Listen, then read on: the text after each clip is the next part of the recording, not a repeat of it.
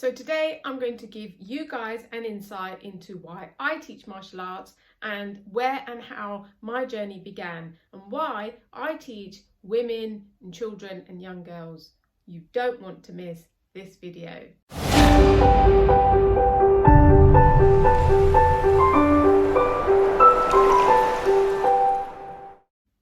So in order to understand my journey, I want to take you guys way back to when I was growing up as a child. I am one of 5 children born to a Muslim Asian working class family. So my parents were migrants to the UK.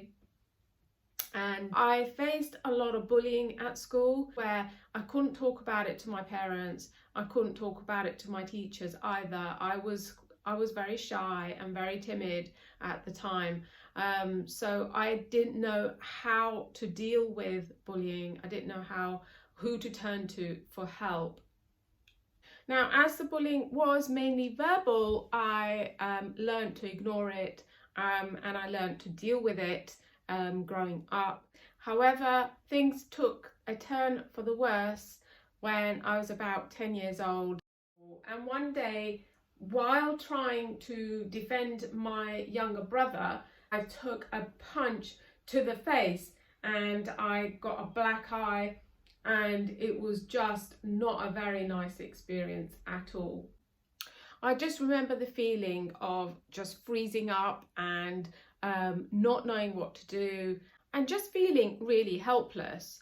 I was really not expecting this to happen. You know, why couldn't I move? Why couldn't I just moved out of the way or done something? Why did I just freeze up? Now, in the days that followed, I was extremely affected by what had happened.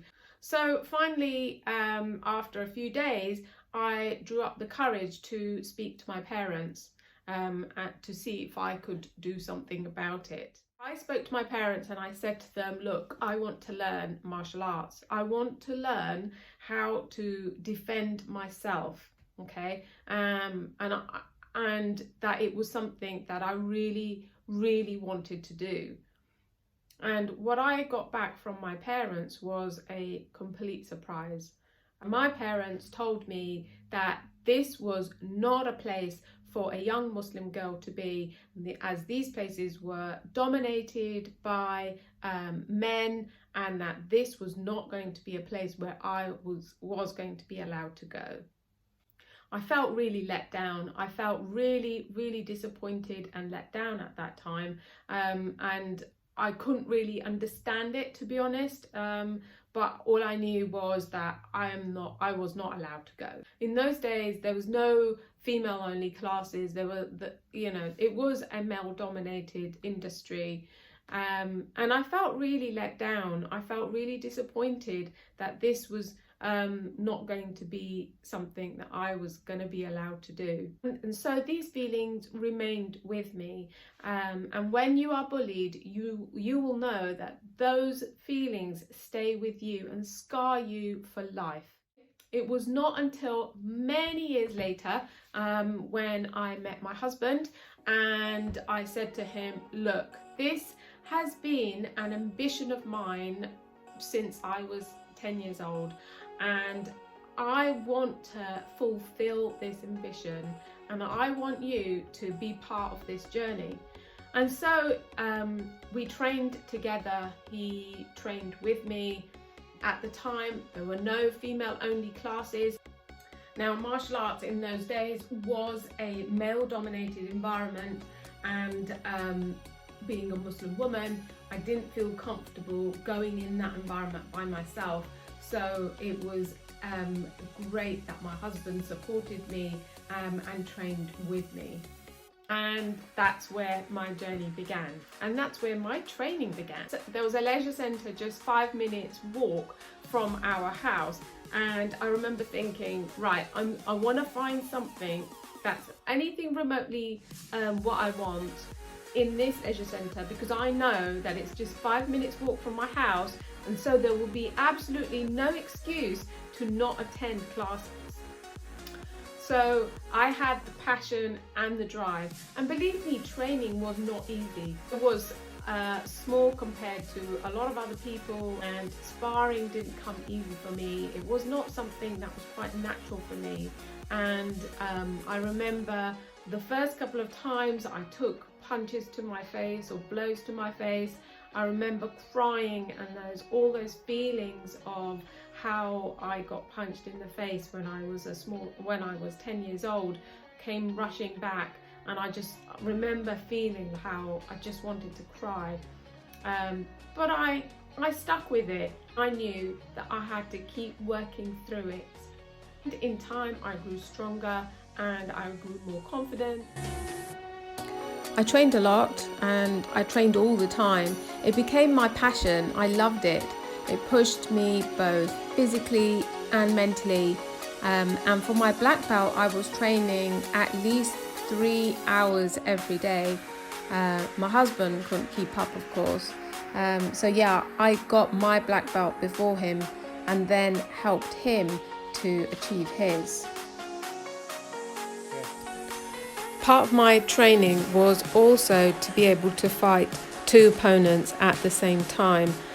This is all about controlling your opponents and lining them up so that at any one time you're actually only fighting one person. It takes a lot of stamina and a lot of training in order to get there, and I found that really, really hard. But yeah, you've got to just stick at it and keep going.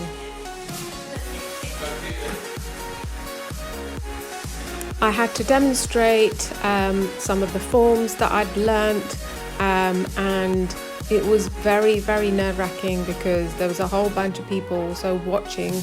So what you can't see is the audience sitting there watching you.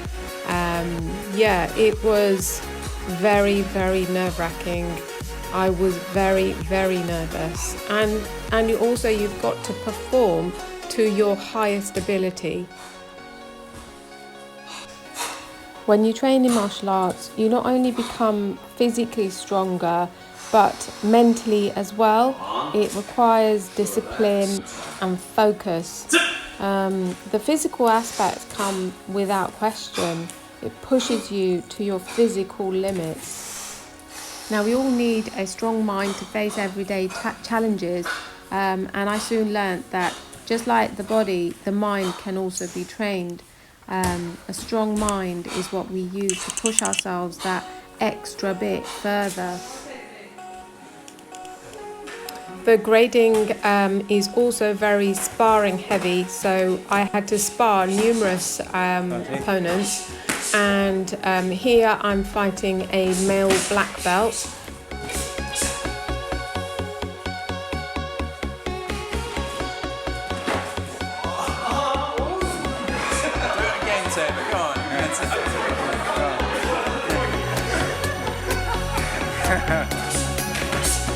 That's good turn, good turn.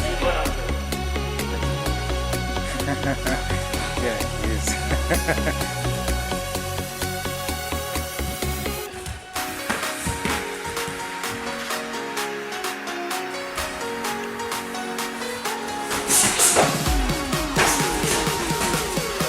That's it, keep up. Arms up, go. Good.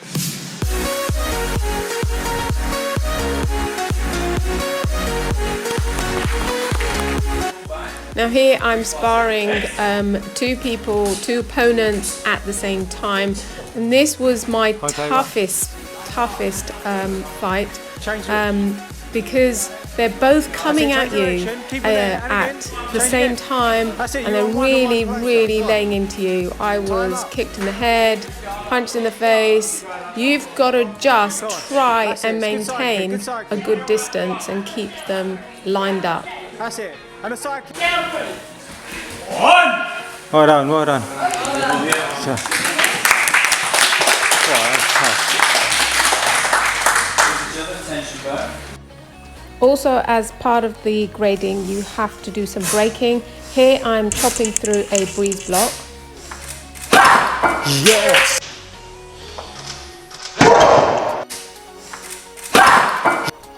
I had to side kick through wood. Here your accuracy really has to be on point.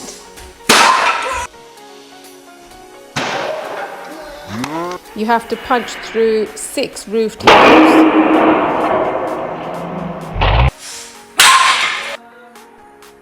And all of this takes hard work and determination. And of course, black belt isn't the end of the journey, it's just the beginning. I learnt to use weapons like the bow staff that you can see here. I learnt self-defense and then also knife defense.